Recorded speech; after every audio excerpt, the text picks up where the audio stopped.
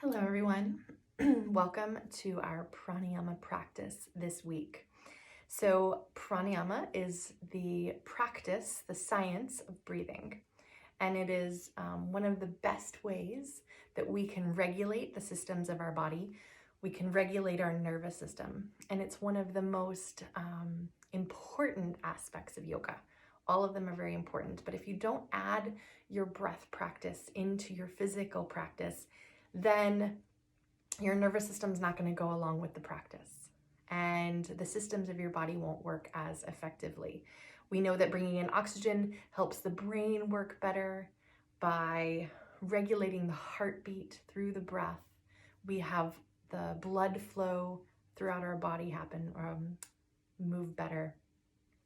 And then our breath is regulated by our nervous system is regulated by the depth of our breath and how we breathe. And during times of stress, we tend to have very shallow, very kind of not moving breath, right? And you can kind of notice how you're breathing throughout the day if you really are letting the belly fill, or if you're just kind of feeling like right here the breath is happening and it's very small and it's very closed and it's very protected. Right? And especially during times of stress that happens. So our pranayama practice is very important and is a wonderful practice to do every single day whenever you can think about it to help regulate you. So the techniques of pranayama are there to teach us and to grow our ability, right? Our lungs are muscles, and they have to be educated. They have to be taught how to take a full breath. They don't just do it. Even though the breath is automatic, our lungs themselves need the activation of a full breath to expand, right? Just like any other muscle in the body needs its work to work more effectively, the effort to work more effectively. So this week's pranayama practice is what we call Ujaiyi breath. And Ujaiyi breath means victorious breath. Sometimes it's called ocean sounding breath, but that's actually a very not factual way to talk about Ujaiyi. And you'll hear yoga teachers say, let me hear your Ujaiyi breath. But actually, we don't want to hear the Ujaiyi breath. We want it to be a very soft, very personal sound that maybe the person right beside me, maybe the person just in front of me can hear me, but not across the room. So in that way, ocean sounding is not appropriate because the ocean we can hear, right, from a while away if you listen closely. But your Ujaiyi breath is a very private, very closed breath. But if you're listening closely, it is that rolling sound. So I like to relate it to a whisper. So if you take a big full breath in, and then you exhale out and you just whisper, hi, how are you? Right? Sounds a little weird, right? But it's that sigh out. But you'll notice what happens is a little hugging of your vocal cords at the back when you whisper, right? Let's try that again.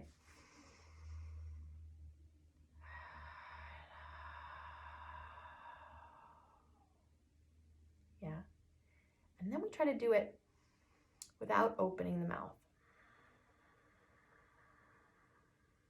I'm going to kind of get a little close.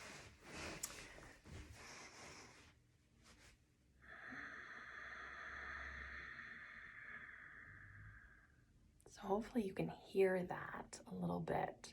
So I'm going to put a little bit more effort into my Ujaiyi just so you can hear it, even though effort typically means too much muscle happening, and we want it to be a little softer. So everybody take a big full breath in with me.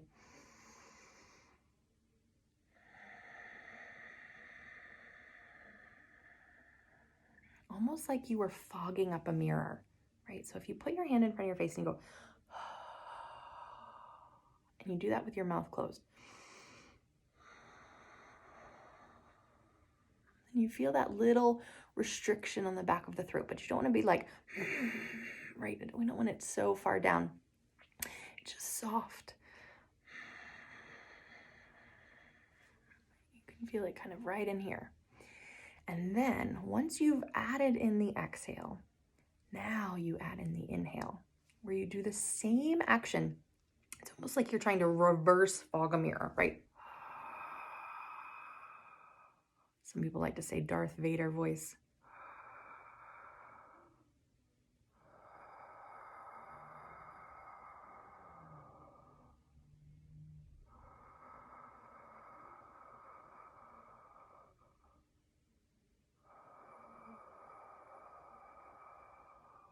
And then you do it with your lips closed.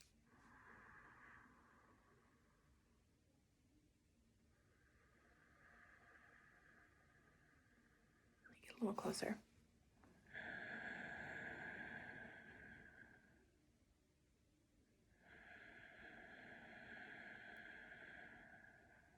Yeah? So try that a couple of times. And then what we need to finally add in is depth and length. And those things are really personal. So my depth and length of my breath is going to be different than your depth and length of your breath, because my lungs are different than your lungs. My capacity of breath has been worked differently than your capacity of breath. So typically I say try to start with a 3 count in and a 3 count out. Then maybe move to 4. If you can move to 5 or 6, wonderful. But again, we don't want that super effort. It's really soft, really quiet, really personal. And a very interesting thing that also happens during Ujjayi breath is you actually engage your vagus nerve, which is the nerve that controls your parasympathetic nervous system. It controls our rest and digest.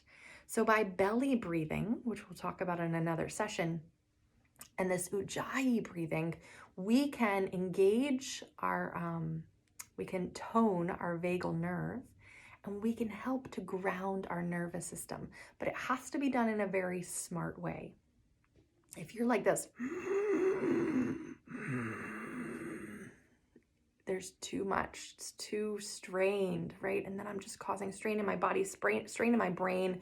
You'll find lightheaded and dizziness. But if you find softness,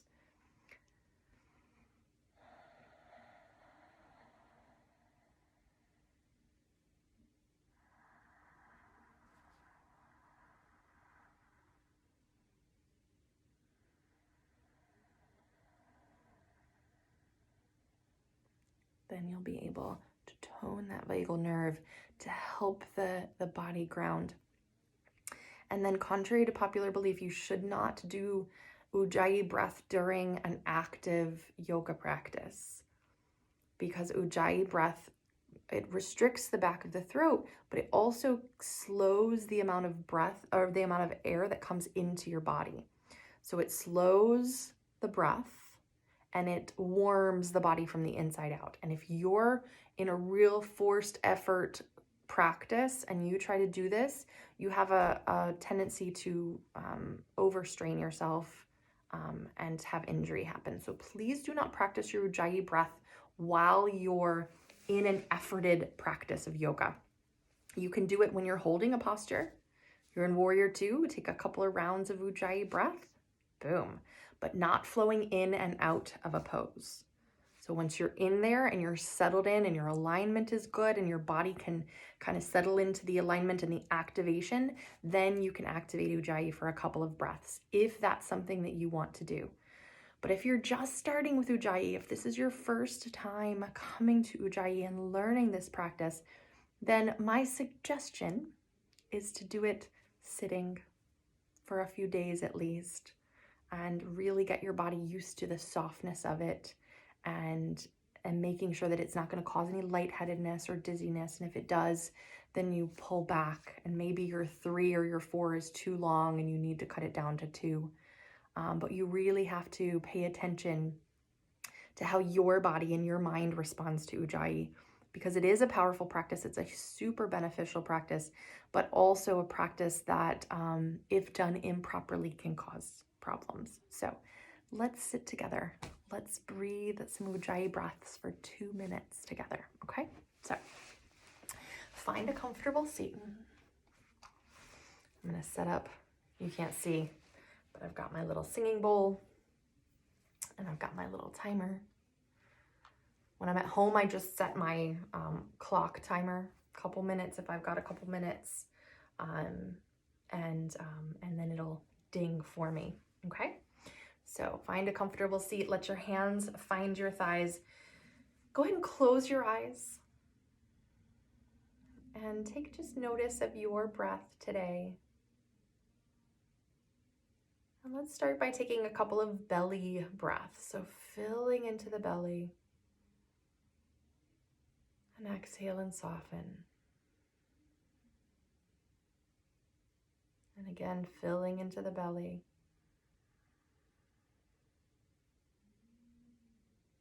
And exhale and soften. And now let's engage that Ujjayi breath. So the soft whisper on the inhale. And the whisper on the exhale.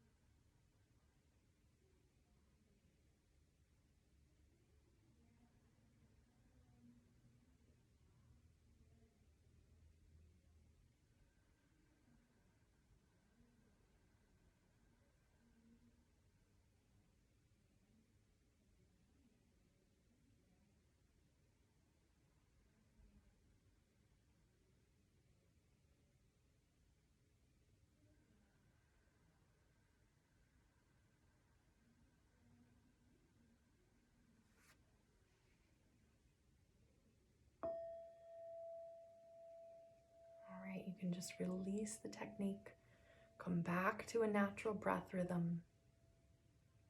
You can keep your eyes closed for just another few moments, soft.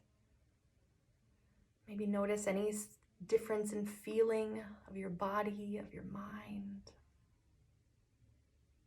And then slowly let your eyes begin to open.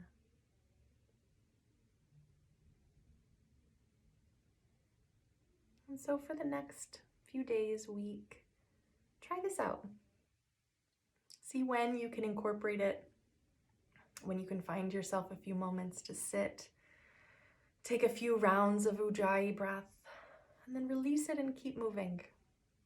And maybe if you're taking your yoga classes or doing your home practice, you can either begin this practice or you can begin with this practice or you can incorporate it throughout very carefully, very mindfully, so that we take care of our body, we take care of our mind, and we let this pranayama practice really feed us and really aid in a deepening of our practice and a strengthening of our body overall, full body strong. Thank you for joining me. Namaste.